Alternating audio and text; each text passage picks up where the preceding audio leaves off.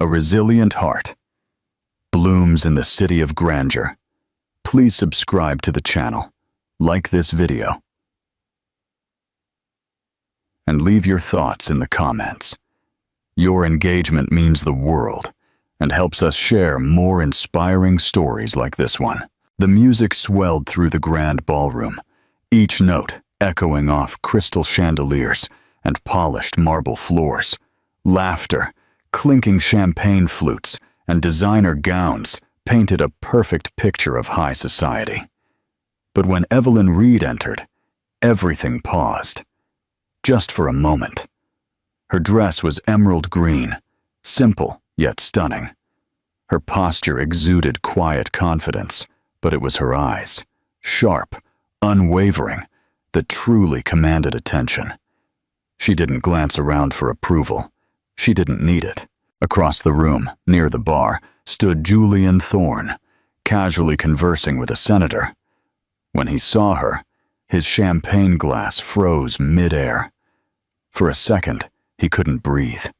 That face, those eyes, he knew them, but something was different, more powerful, more alive. His voice caught in his throat. "Evelyn?" She met his gaze, but said nothing. The room around them continued to spin, but for Julian, time had stopped. Memories flooded back. Her tears, his cruel words, the door he'd slammed in her face 7 years ago. What was she doing here? And why did she seem to carry not even a shadow of the pain he'd left behind? Everyone was looking, but Evelyn remained unfazed. She simply tilted her head slightly and smiled. A smile that said, "I didn't just survive. I became someone you never deserved."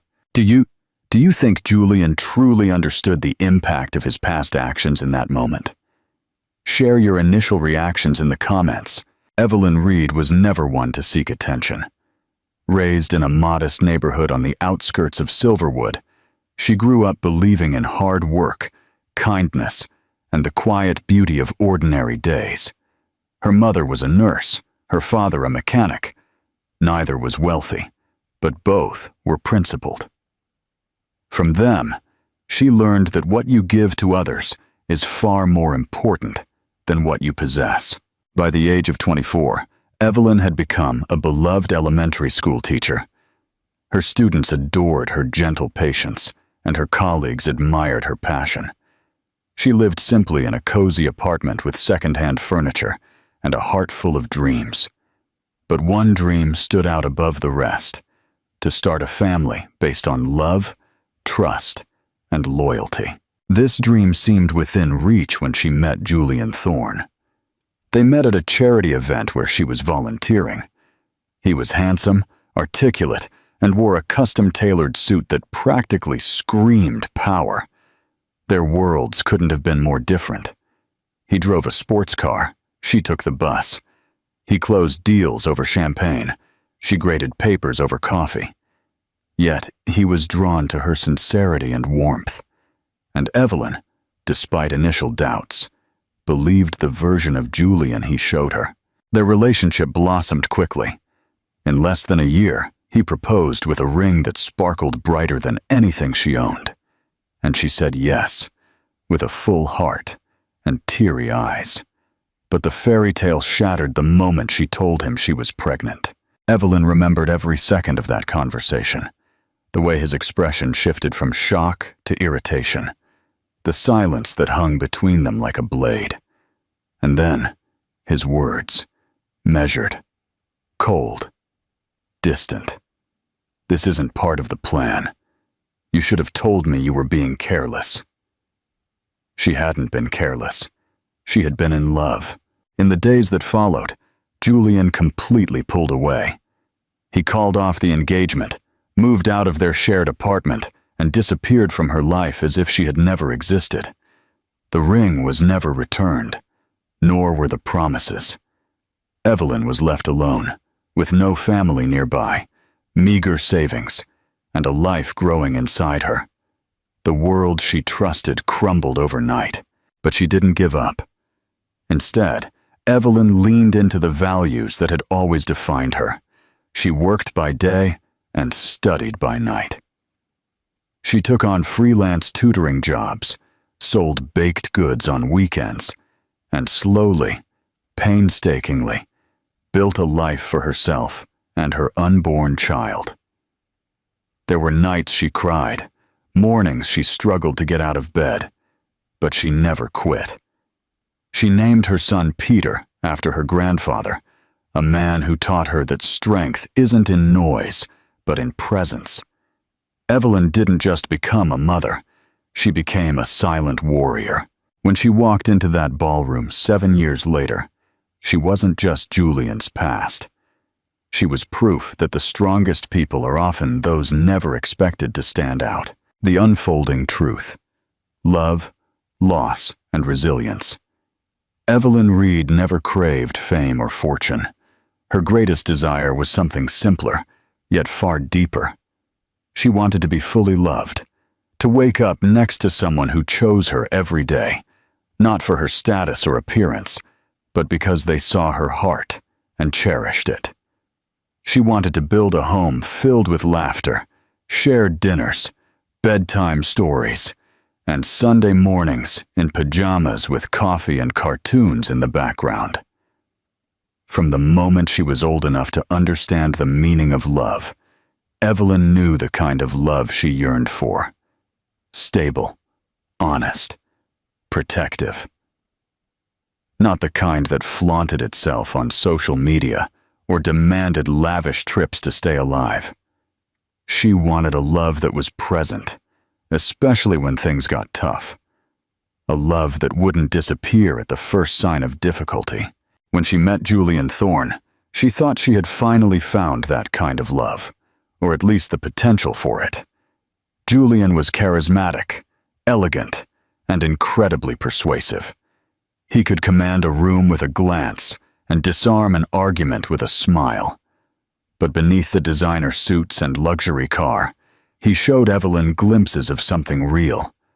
Late-night phone calls, where he spoke of his lonely childhood, his dreams of building something bigger than his father's empire, and his weariness of always having to perform for others. With her, he said he felt like he could breathe. These moments, the moments of vulnerability, won Evelyn over. She didn't care that he was a millionaire. She didn't care that their lives were so different on paper. All she saw was a man who needed love as deeply as she did. And so she gave it, freely, without reservation. Their relationship unfolded quickly. He took her to places she never imagined she'd see, dinners at upscale restaurants, weekend getaways at private resorts, handwritten notes left in her coat pocket. He made her feel chosen, special, as if she were more important than anyone else in the world. So when he got down on one knee and asked her to marry him, she said yes without hesitation. Her heart was fully committed to him, not because he was rich, not because the ring sparkled like a tiny galaxy, but because she truly believed she had found her soulmate. The news of the pregnancy came 3 months later. Evelyn was nervous to tell him, of course. They hadn't planned it, but she wasn't scared. She imagined he would be surprised at first, perhaps overwhelmed, but ultimately happy. She pictured him pulling her into his arms, kissing her forehead, and saying, "We'll figure this out together." Instead, he stared at her for a long time, an unreadable expression on his face. Then, he slowly shook his head. "You should have been more careful," he said.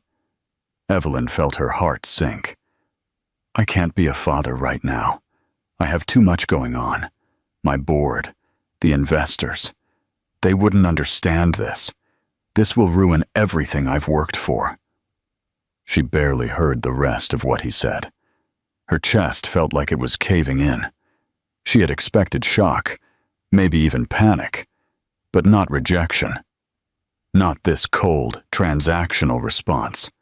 She remembered whispering, "But we're getting married." He looked away. Not anymore. Those 3 words shattered the dream she had built. In an instant, the future she had envisioned, their marriage, their child, their life together, disintegrated into dust. Julian didn't just end the engagement. He ended everything. He walked out of her apartment that night and didn't come back. Not for her, not for the baby. Evelyn spent the next few days in a daze. She cried until her face ached, until her body felt empty. But even with a broken heart, one thing remained intact: her love for the child growing inside her. That child became her purpose. In the darkest moments, when fear and loneliness enveloped her, she placed her hands on her belly and whispered, "You are wanted, you are loved, and I will never abandon you." Evelyn's greatest desire had always been to build a family based on love. She just never imagined she'd have to build it alone. And yet, through it all, the dream never died. It simply changed shape. Before this story completely engulfs you, please subscribe to the channel and turn on notifications. Here you'll find real stories that transform pain into strength. Don't miss the next chapter of overcoming adversity that might change the way you see life. Join those who feel like you do. The hardest part wasn't the breakup itself. It was the silence that followed. After Julian left, Evelyn waited. For a message, a call, any sign that he might change his mind or even just check on her. Days stretched into weeks, and nothing happened. The man who had once made her feel like the center of the world vanished like a shadow under the sun. The silence was deafening, and with it, Evelyn had to face an overwhelming reality. She would have to do this alone. The first hurdle was financial. Evelyn never had much, but she had always made do. Now, with a baby on the way and no partner, she had to rethink everything. Her teacher's salary barely covered rent. She canceled her gym membership, stopped eating out, and picked up evening tutoring gigs to save every penny. Then came the social weight. The whispers, the judgments. Some people presumed she had done this on purpose, that she had trapped a rich man. Others were simply cruel, offering false sympathy while spreading gossip behind her back. The hardest part was losing mutual friends, people she had laughed with at dinner parties, planned game nights with. They sided with Julian. Or worse, they stayed silent. Evelyn's own family lived in another state. Her mother offered support over the phone, but couldn't be there physically. Evelyn began to feel isolated, as if the world had silently stepped away, leaving her to carry the burden alone. Her body changed slowly, and then all at once. She felt the baby's first kicks during a particularly lonely night, sitting on her small sofa with a blanket wrapped around her shoulders. She cried, both from joy and from fear. Joy at a life growing inside her. Fear of the life she would have to create from nothing. She started selling crafts online, small notebooks, greeting cards, baked goods, anything she could make during the long hours after work. She read books on single motherhood, joined online forums, and watched videos on diaper-changing tips and baby budgeting. Every step she took was fueled by a mix of anxiety and fierce determination. The emotional toll was immense. There were nights she lay awake in bed, staring at the ceiling, hand on her belly, wondering if she would be enough, if she could truly do this, if her child would grow up resentful for not having a father, if she was selfish for keeping the baby without the image of a perfect family. But these thoughts never lasted long, because every morning she woke up and chose to fight. She chose to keep going. One day, in the middle of a grocery store, she ran into an old colleague, Martha Hill. Martha, a retired teacher, had always been fond of Evelyn. Seeing her, visibly pregnant and clearly exhausted, Martha insisted they get coffee. That meeting became a weekly ritual, then a mentorship. Martha became a safe harbor, someone who reminded Evelyn that her life wasn't ending, but simply beginning in a different way. With Martha's help, Evelyn learned to build structure amid the chaos.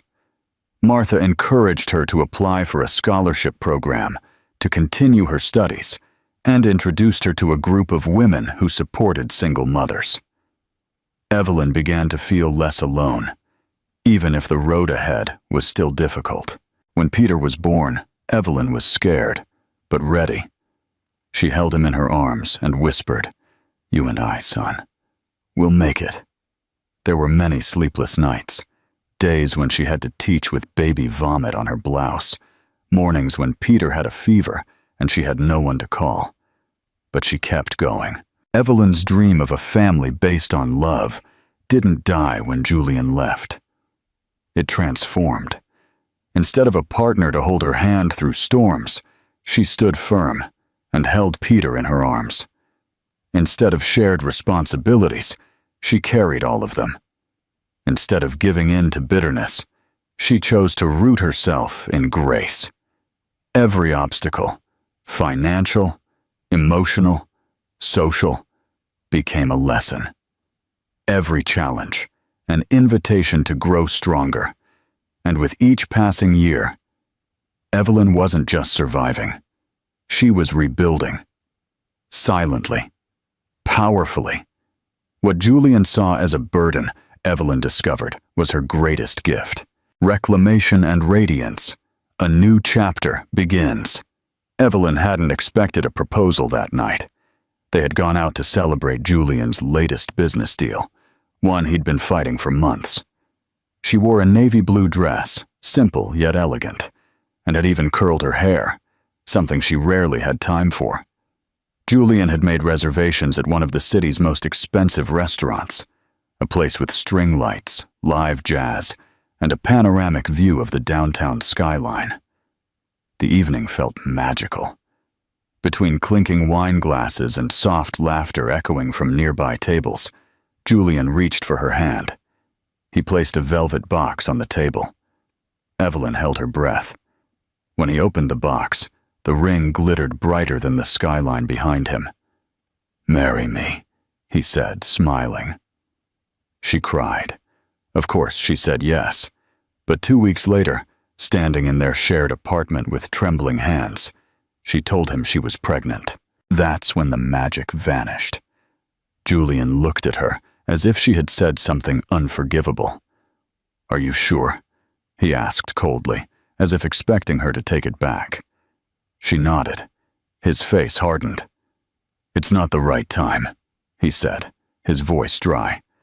"I have too much at stake with the new expansion. Investors, press, everything. A baby doesn't fit into that picture right now." Evelyn blinked. "But we're engaged." He exhaled deeply. "Evelyn, this wasn't the plan. You should have been more careful." That phrase, "you should have been more careful," cut her like a knife. She had imagined many reactions from him: surprise, fear, even tears. But not this. Julian began pacing. "If this gets out, it could ruin my reputation. I've worked too hard to get here. I can't be tied to a scandal." "A scandal?" Evelyn asked, bewildered. "We're getting married. This is our baby." "I need space," he said. "Time to think." He left that night. He didn't answer her texts. He ignored her calls. A week later, she received an envelope. Inside, the engagement ring, a check for $10,000, and a note that read, "Take care of yourself." That was it. No apologies, no explanations, just a transaction, as if she was someone he could pay off and forget. Evelyn's chest ached. She held the ring in one hand, the check in the other, and felt the crushing weight of betrayal settle in. She didn't cash the check. At first, she stayed silent. She thought maybe he would come to his senses. Maybe he just needed time. But then the rumors started. She trapped him because she got pregnant on purpose. She was after his money. She tricked him. People whispered in office corridors and at social gatherings. Some smiled at her and laughed when she turned away. Her co-workers noticed the changes. Evelyn walked with her head down, her shoulders heavier. She tried to ignore it all. But the worst humiliation came a month later at a friend's birthday party. Evelyn didn't want to go, but Martha convinced her to show up, if only to feel human for one night. The party was at a mutual friend's loft. Glass walls, high ceilings, buffet food. When Evelyn walked in, several people fell silent. Their eyes scanned her growing belly and quickly darted away. She immediately felt the weight of their judgment. Then Julian arrived. He strode in confidently, laughing with a woman clinging to his arm. Thin, glamorous, untouched by reality. He froze when he saw Evelyn, but only for a second. Then he looked away, as if she were nobody. Evelyn's heart pounded. She stood near the snack table, trying to appear nonchalant, but her hands trembled. People started whispering. Some stared openly. A man, someone she barely knew, leaned over to a friend and muttered, "So that's the girl who tried to trap Thorne." Evelyn heard it. She turned. Her cheeks flushed, not with shame, but with anger. Julian looked over at the commotion. He saw her and had the audacity to roll his eyes. Martha approached Evelyn. "Let's go," she whispered. "You don't need to stay here and take this." But Evelyn didn't move. She looked around the room. She watched every face that had laughed behind her back and swallowed hard. "I just want one person," she whispered, "to say something kind." No one did. No one. She walked out silently with Martha by her side. Outside, in the cold air, Evelyn finally cried. Not just from the ache in her heart, but from the pain of being so utterly erased. Her love, her grief, her future. Discarded like gossip no one cared to correct. In that moment, Evelyn knew she would never get an apology. She would never get justice. Not from Julian. Not from the people who saw her broken and said nothing. But what she could get was her power back, and she would. Just not tonight. Rising from the ashes, a phoenix awakens. Evelyn sat in Martha's car for nearly 10 minutes before either of them spoke a word. The cold had numbed her fingers, but it was nothing compared to the numbness spreading through her chest. Her breath fogged the window as she stared at the passing city lights, each one blurring into the next. Her makeup had smudged beneath her eyes, and her shoulders slumped with the weight of what had just happened. "Are you okay?" Martha asked gently. Evelyn forced a nod, but she wasn't. She wasn't okay walking into that party, hoping that maybe, just maybe, someone would see her not as a problem or a scandal, but as a person. She wasn't okay hearing her name twisted into gossip by people who used to greet her with warmth. And she definitely wasn't okay when Julian, the man she had once entrusted her entire heart to, looked at her as if she were invisible. It wasn't just about being abandoned. It was the complete erasure of her story, the way her pain had become a punchline, the way her truth was replaced by his version, a more convenient version. And no one questioned it. No one defended her. That silence hurt more than the breakup itself. She felt dirty, not in a physical sense, but as if something had been stripped from her. Dignity, perhaps, or faith. Not in Julian. She had already lost that. But faith in people, in the idea that someone would step in when cruelty showed its face. In the days that followed, Evelyn barely spoke. She went through the motions, got up, ate what she could, went to work. But inside, she was disintegrating. Every time she saw her reflection, she didn't see a strong woman. She saw a mistake, That's how they made her feel. Her body, now unequivocally carrying a life, became a symbol of shame in the eyes of others. She could feel the judgment in grocery stores, on the bus, even in the teacher's lounge at school. Smiles became polite. Conversations ended when she entered a room. Invitations stopped coming. Evelyn isolated herself. She deleted her social media accounts. She stopped going out. The walls of her apartment became her only refuge.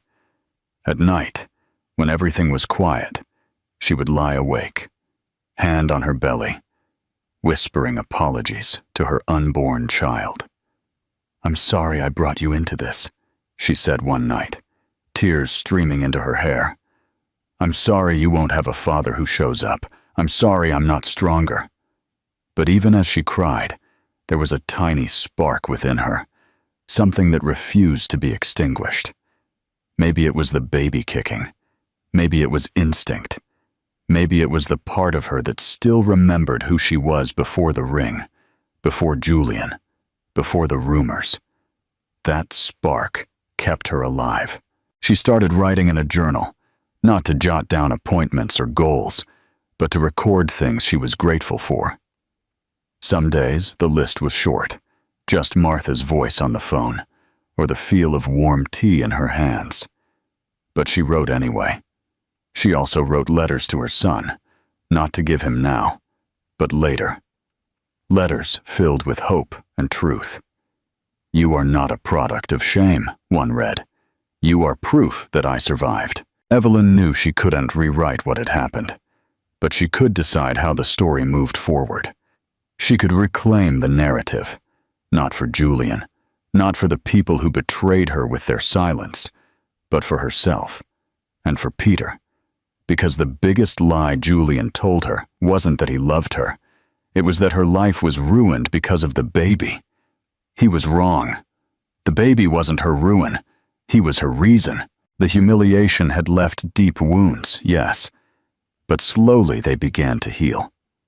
Not because the world changed, but because Evelyn changed. She began to walk with her head held a little higher. Not because the whispers stopped, but because she stopped believing them.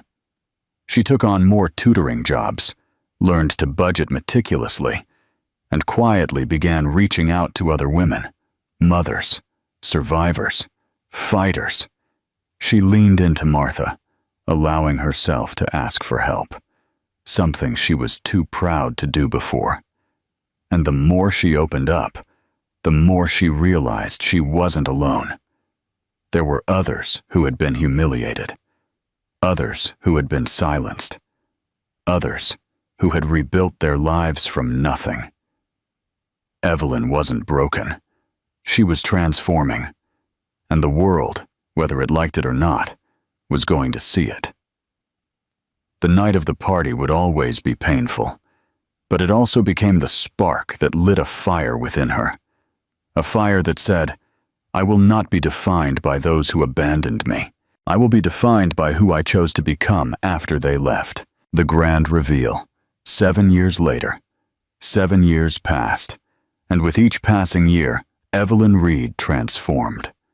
Silently, steadily, without asking anyone for permission. The woman who once pleaded for Julian's attention or sat in a corner at parties, swallowing shame, had vanished. In her place stood someone hardened by experience, grounded by motherhood, and strengthened by the sheer act of surviving what should have destroyed her. Peter had become a bright, cheerful 6-year-old boy who asked many questions, laughed loudly, and loved his mother with a fierce, uncomplicated loyalty. He didn't know the whole story yet, not entirely, but he knew his mother was strong and kind, and she always made time for bedtime stories, no matter how tired she was. Evelyn never sought revenge. What she wanted was restoration, not from anyone, but of herself. She had worked to earn a better position as a teacher, taken evening courses in educational leadership, and even launched a small online business creating personalized literacy kits for children. It wasn't anything spectacular, but it was hers. It was built brick by brick, without shortcuts, without handouts, and without Julian.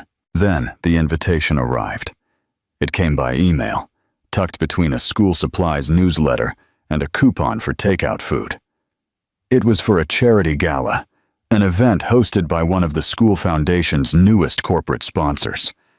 Evelyn had been nominated by a colleague for her contributions to early childhood education and her innovative work with underserved communities. She hesitated. Galas weren't her world, but something compelled her. Not pride, not vanity, but something deeper, a quiet readiness. She borrowed a dress from Martha's daughter, had her hair styled by one of her students' mothers, and stood in front of the mirror before leaving, unsure if the woman staring back was truly her. She looked calm, not perfect, not polished, but complete. The venue was exquisite. Gilded chandeliers, a live string quartet, soft candlelight reflecting off crystal glasses. Evelyn felt an initial pang of discomfort, that old instinct to shrink, but she didn't. She took a deep breath, lifted her chin, and walked in. The air shifted almost immediately.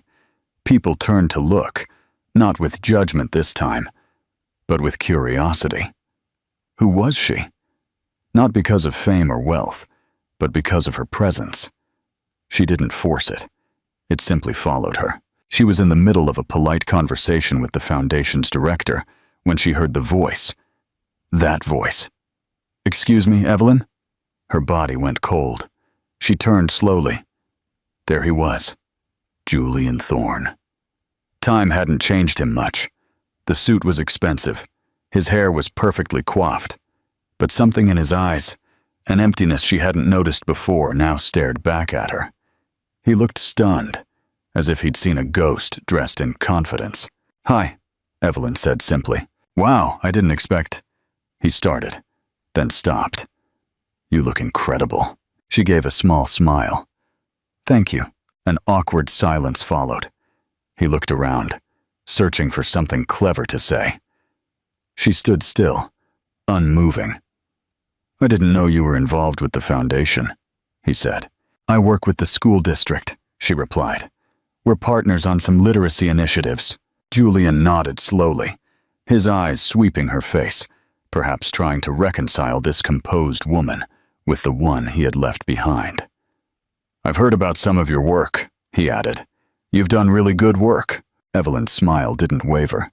"Yes, I have." He cleared his throat, looked down at his glass. Listen, Evelyn, I've thought about reaching out. For a long time. I handled everything terribly. Everything." She tilted her head. "Do you think so?" "I know so," he said quickly. "I was scared, immature. I thought I was protecting myself, but God, I hurt you. I know that. I'm so sorry." It was the first time in 7 years she had heard those words from him, and yet they didn't have the effect he probably imagined they would. Evelyn felt no triumph, no satisfaction. What she felt was distance. Julian was part of her history, yes, but he was no longer part of her. She took a sip of her drink and looked at him not with anger, but with peace. "I'm glad you realize that now," she said. "But I don't need anything from you, Julian. Not your apology, not your regret. I'm not the woman you left. I'm the woman who rebuilt herself after you walked away." He blinked. She could see the words hitting him, heavy and unfamiliar. He wasn't used to Evelyn being the one in control, and she wasn't done yet. If at any point in this story you felt your heart clench, take a deep breath and leave a like. Write in the comments what this journey stirred in you. Your voice is important, and perhaps by sharing, you'll help someone going through exactly what Evelyn did. The silent victory, a legacy forged in strength. Julian stood there, silent, as if he didn't know what to say next. For the first time, words didn't come easily to him.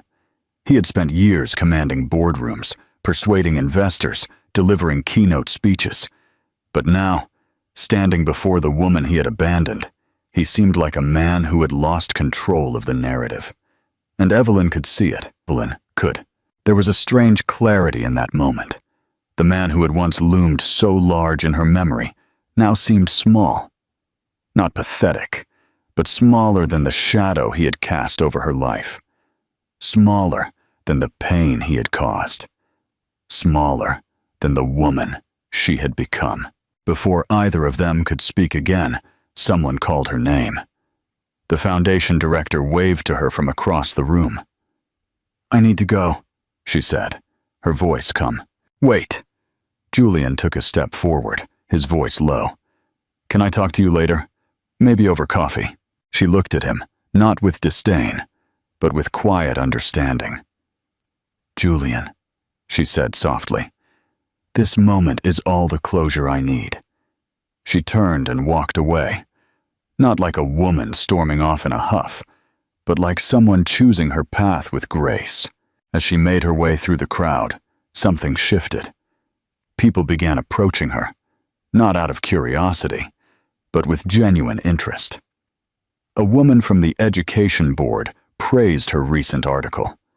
A local non-profit leader asked for her contact information.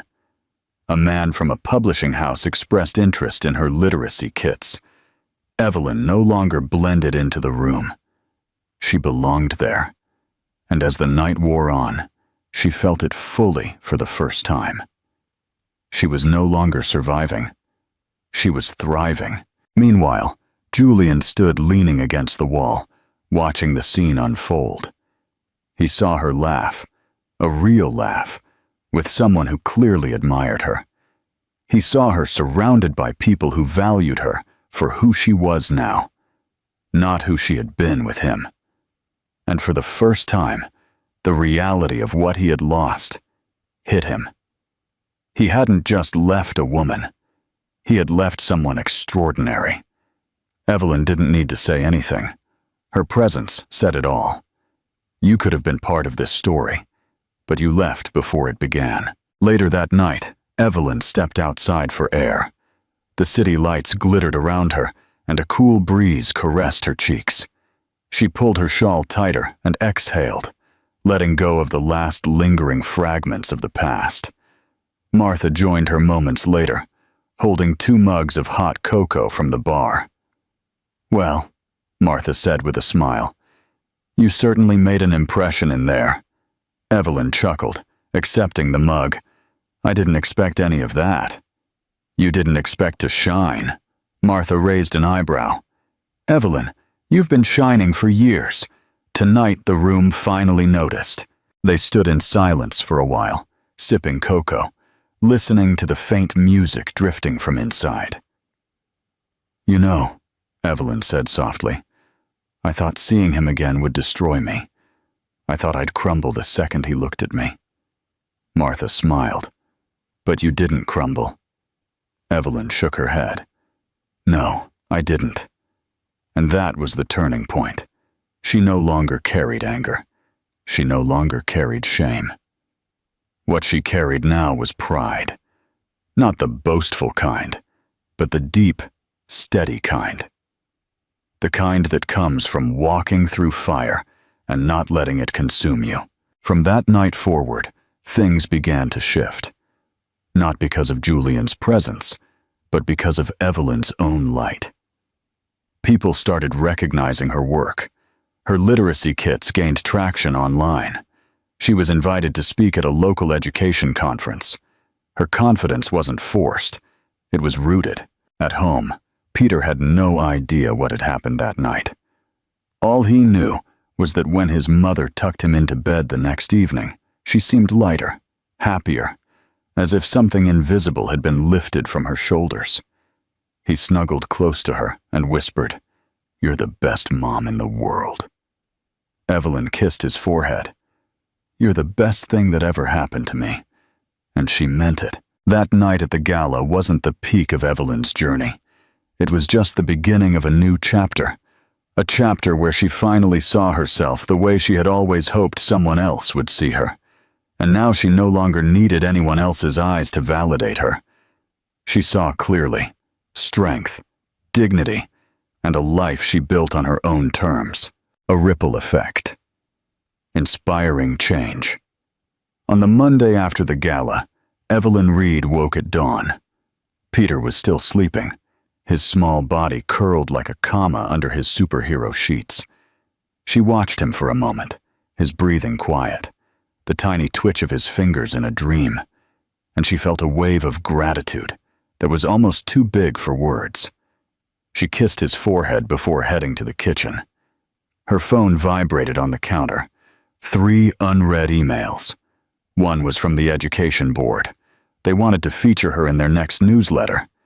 Another was from the publishing contact she'd met at the gala, asking if she'd be interested in developing a series of children's books based on her literacy kits. She stared at the screen, stunned. Then she smiled, softly at first, then with growing certainty. This was it, not a sudden miracle, not a lottery ticket, but the slow, steady payoff of never giving up. The first few years after Peter's birth had felt like pushing a boulder uphill, and now she could finally feel it tilting forward, the momentum shifting in her favor. But nothing compared to what happened that Friday afternoon. Evelyn was invited to speak at a school board conference, a gathering of educators, donors, and policymakers. It was a small, even intimate, but important event. She stood at the podium, her notes in hand, the audience in quiet anticipation. She took a deep breath and looked out at the faces before her. Some were familiar, others weren't. All were watching. "I never thought I'd be here," she began. "In fact, there was a time I wasn't sure I'd be anywhere." She told her story, not the sensationalized version, nor the one whispered at parties, but the truth about being abandoned while pregnant, about starting over from scratch with nothing but her will and her child, about how every closed door led her to build a new one. She spoke with clarity, not as a victim, but as someone who had survived something and found strength in the aftermath. "You don't need a perfect beginning," she said, "to create a meaningful life. Sometimes it's the cracks in your story that let the light in." When she finished, the room was silent. Then came the applause, longer and louder than she expected. People rose to their feet. Some were dabbing their eyes. One man approached her afterward and said, "That wasn't just a speech. It was a mirror. You made me see things in myself." Later that week, the foundation released a video of the speech. It went viral, shared not just by educators, but by single mothers, advocacy groups, and women who had experienced similar pain. Evelyn began receiving messages from across the country, people thanking her for her honesty, her strength, her story. It was a true whirlwind. Local media reached out. A podcast invited her for an interview. A literacy nonprofit offered a grant to expand her educational kits. But amid all the buzz, Evelyn remained grounded. Every morning, she still packed Peter's lunch. She still walked him to school when she could. Still helped him read at night. Still kissed his scraped knees. Because that was always the center of everything. Him. One day, while she was making dinner, Peter looked up from his homework and asked, "Mom, were you ever sad? You didn't marry my dad?" The question hit her like a sudden gust of wind, not because she didn't have an answer, but because he asked it with such gentleness, such innocence. Evelyn sat down beside him. "I was sad," she admitted. "For a while, not because I missed him, but because I thought I wasn't strong enough to do it alone." Peter tilted his head. "But you are." She smiled. "Yes, I am." He nodded and went back to coloring, as if he just needed to hear that spoken aloud. That night, she opened her journal and wrote, "My son sees me. That is enough." A week later, she was invited to an awards dinner hosted by the same foundation that held the gala. This time, she wasn't just attending. She was being honored. She walked into the grand ballroom not as a guest, but as the guest of honor. The applause as she approached the stage was thunderous. She didn't see Julian in the crowd, but she didn't need to. She was no longer looking for closure. This wasn't about him. This was her moment. The recognition of all the nights spent crying on the kitchen floor, all the mornings she dragged herself to work after 2 hours of sleep, all the times she chose love when resentment would have been easier. She accepted the award with steady hands. "I built a life out of broken pieces," she said, "and now those pieces are stronger because they were put back together with purpose." She paused, emotion rising in her throat. To all the women watching this who feel invisible, who have been told it's too late, that you're too broken, too alone, this is proof that your story isn't over. You are not the damage. You are the design. There were tears in the audience. People rose to their feet. The moment felt like the end of a long, painful cycle, but also the beginning of something even more beautiful. Evelyn didn't just reclaim her voice. She became someone others could hear, believe in, and learn from. She didn't need to prove anything to Julian. She had already proven everything to herself. A lasting legacy, defining her own worth. The buzz around Evelyn Reed's speech didn't die down after that night. It grew. Clips circulated online, shared not just by educators and parents, but by influencers, journalists, and everyday people who saw something in her that they needed.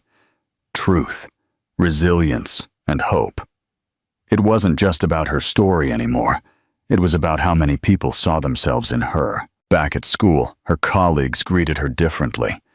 They weren't just impressed, they were inspired.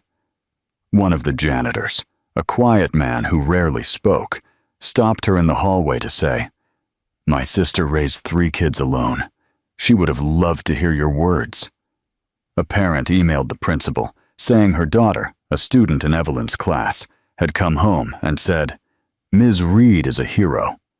The principal herself, who had once questioned Evelyn's ability to balance motherhood and teaching, now asked her to lead a new mentorship program for young educators. Evelyn didn't feel famous. She felt purposeful, but not everyone watched from a distance. Unbeknownst to Evelyn, Julian Thorne had seen her speech. It popped up in his social feed thanks to someone who shared it with the caption, "This is what true strength looks like." At first, he scrolled past, but something made him go back and click play. He hadn't expected it to affect him, but it did. Every word Evelyn spoke was a mirror to the person he had once been. The selfishness, the fear, the cowardice. He remembered the night he left, the letter he never had the courage to write, the child he had never known. He saw in her everything he had underestimated and everything he had lost.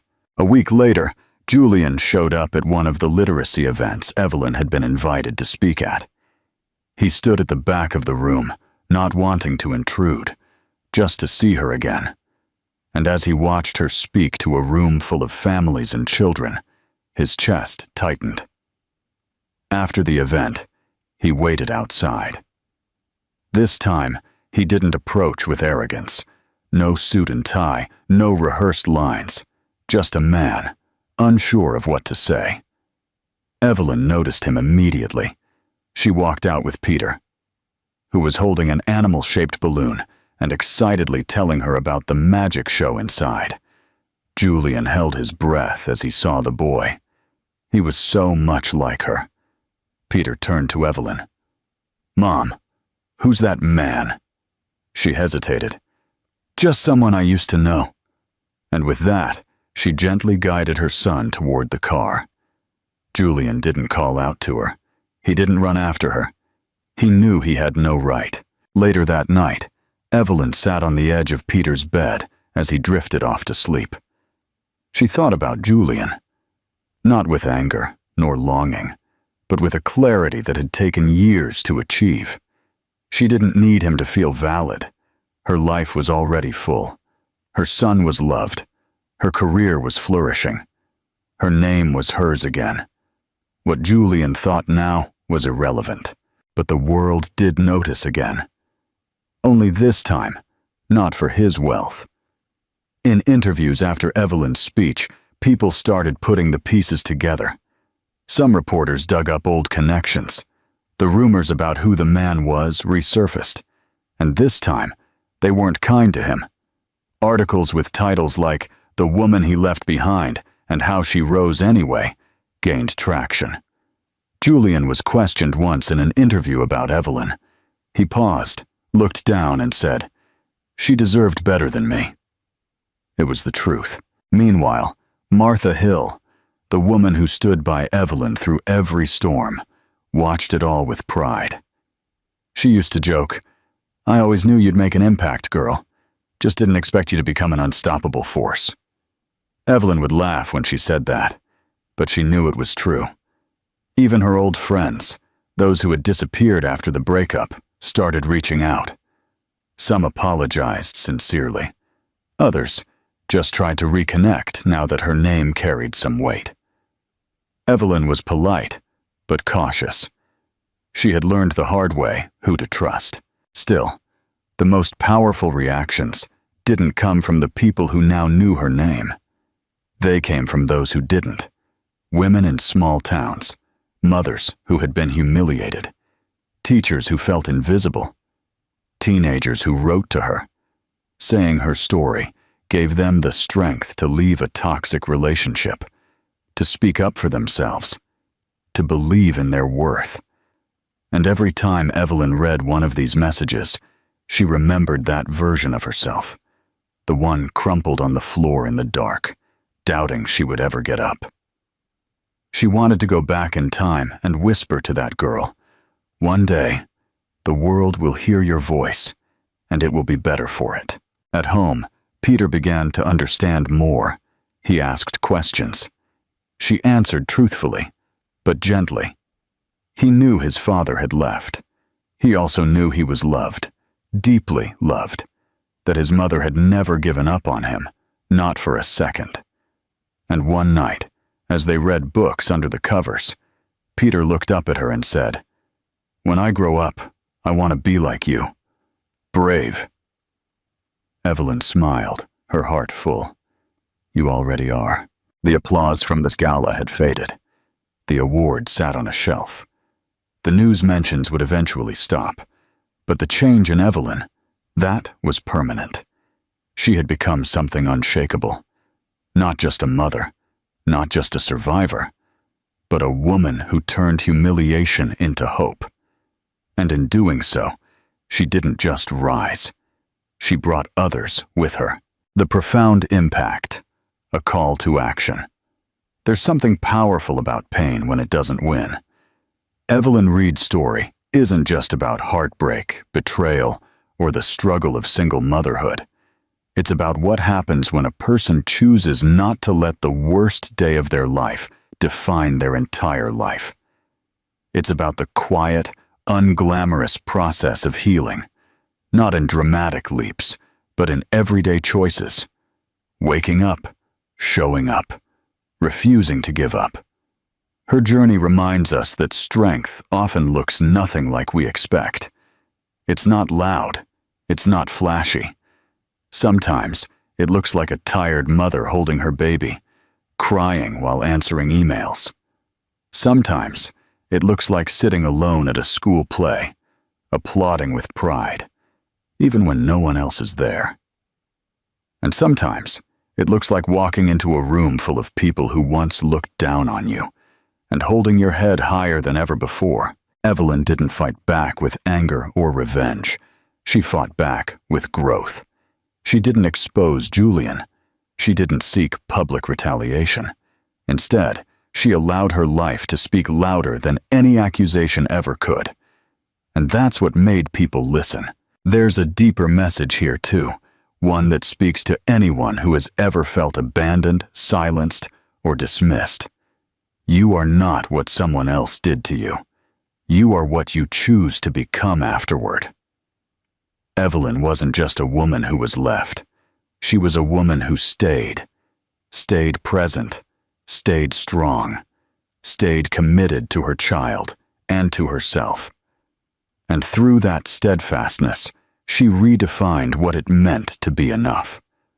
Her story challenges the idea that we need validation from those who hurt us. It shows us that redemption doesn't always come from others acknowledging they were wrong, but from our acknowledging that we were right to believe in ourselves all along.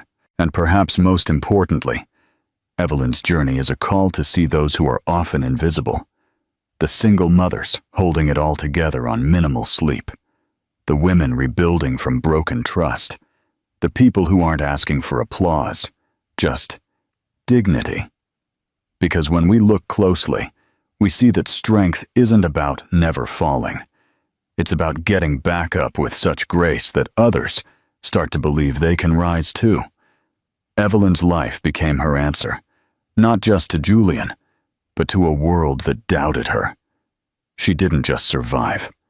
She transformed. And in doing so, she left behind more than a story. She left a legacy, the unforgettable impact, a new horizon. In the months following her viral speech and growing recognition, Evelyn Reed continued doing what she had always done, serving, teaching, and raising her son with grace. But now, the world began opening doors she thought were closed. She received an offer for a board position at a national education nonprofit, where she could influence programs aimed at empowering single mothers through literacy and job training. She accepted, not for the title, but for the chance to ensure other women didn't feel as alone as she had. Her small online literacy business blossomed and grew into a respected platform.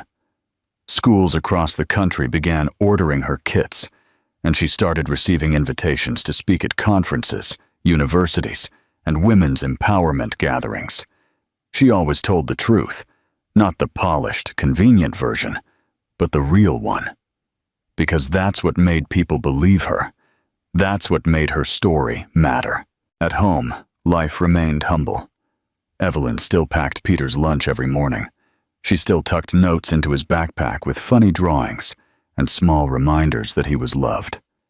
Peter, now 7, began telling people that his mom helped kids and also fixed the world a little.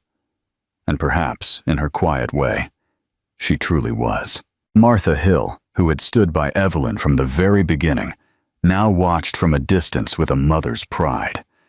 She was often seen at Evelyn's talks, arms crossed, chin held high, beaming.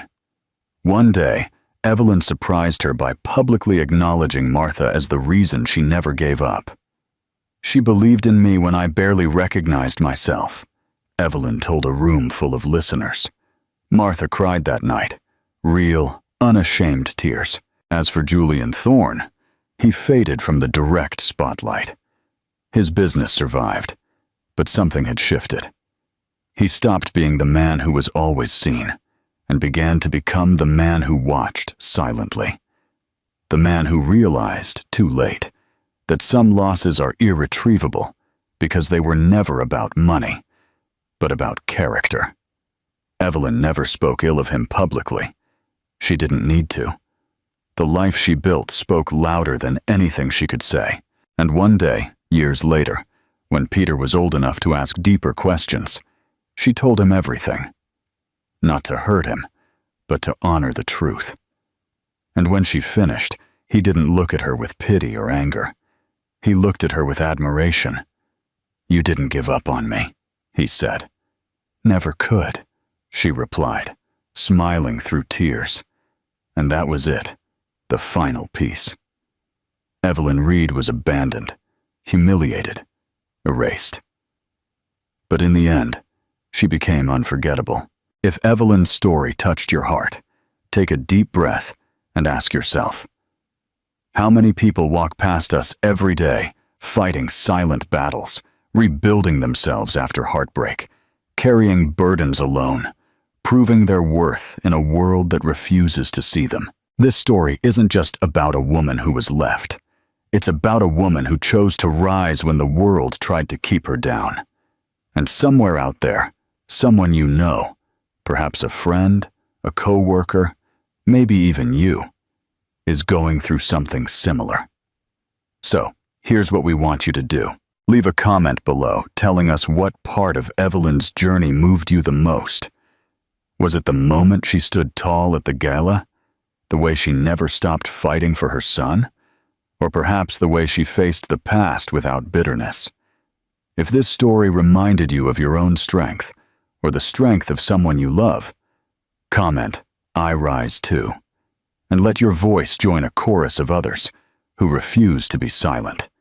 Share this video with someone who needs to be reminded that they are not alone, that their story still matters, and that no one's worth is defined by people who failed to see it. And don't forget to subscribe to our channel for more stories like this, stories that inspire, challenge, and heal. Evelyn didn't need revenge. She needed respect. And in the end, she not only got it, but she became the reason others believe they can get it too. Be part of this movement, because perhaps the next story we tell will be yours.